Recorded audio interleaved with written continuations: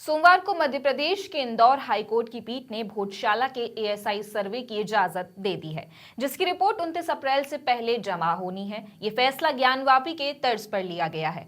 आप सभी ज्ञानवापी के मामले को तो अच्छे से जानते होंगे, लेकिन भोजशाला का इतिहास क्या है और क्यों यहाँ सर्वे की मांग उठी है, ये सभी हम आपको अपनी इस रिपोर्ट में बताएंगे, जिसके लिए मैं हूं आपके साथ सोनम शर्मा और आप देख रहे हैं आयुध।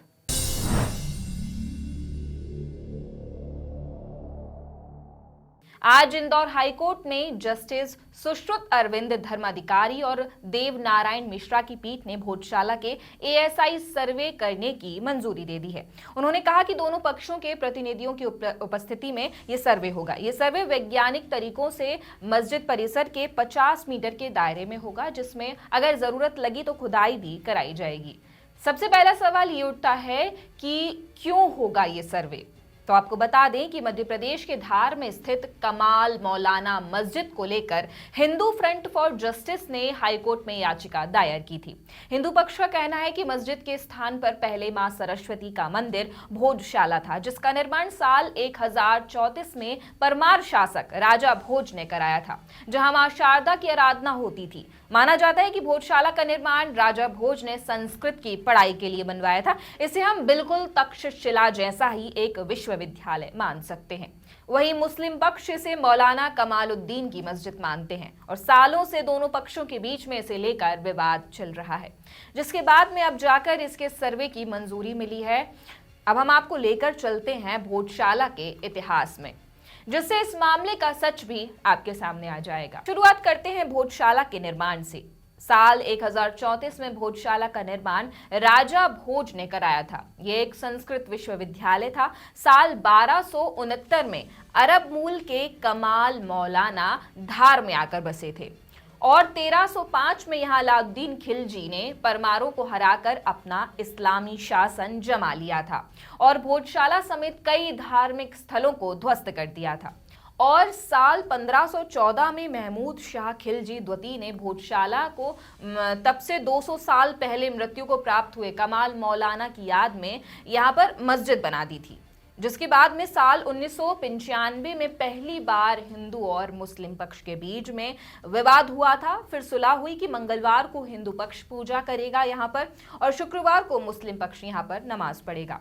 लेकिन मई 1997 में यहाँ के प्रवेश पर प्रतिबंध लगा दिया गया था, लेकिन इसी साल में जुलाई के महीने में ये प्रतिबंध भी हटा दिया गया, जब साल 2003 में 2006, 2012 और 2016 में ऐसी स्थिति बन गई कि सांप्रदायिक हिंसा भड़क गई।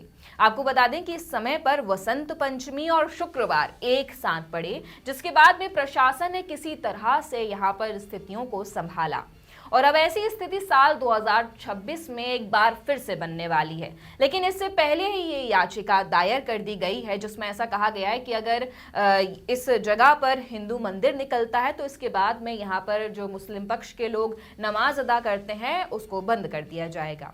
इंदौर की पीठ ने भोजशाला की कार्बन डेटिंग करने और उसका वैज्ञानिक परीक्षण करने की मंजूरी दे दी है और ये परीक्षण GPS और GRS की मदद से किया जाएगा, जिससे जमीन के नीचे और ऊपर की संरचना कितनी पुरानी है ये सभी चीजें पता चलेंगी। इस मामले को लेकर अगली सुनवाई 29 अप्रैल को होगी, जिससे पहले एएसआई की टीम को अपनी रिपोर्ट सौंपनी होगी।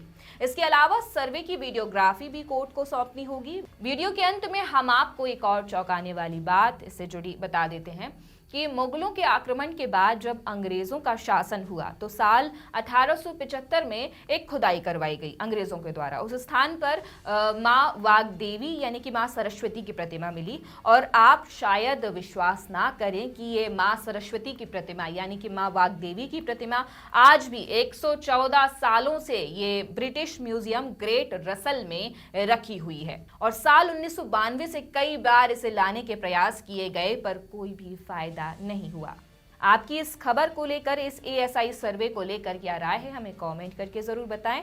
इसके अलावा अगर अभी तक आपने हमारे चैनल को सब्सक्राइब नहीं किया है तो तुरंत कर दीजिए। आयुध इंस्टाग्राम, फेसबुक और ट्विटर पर भी मौजूद है।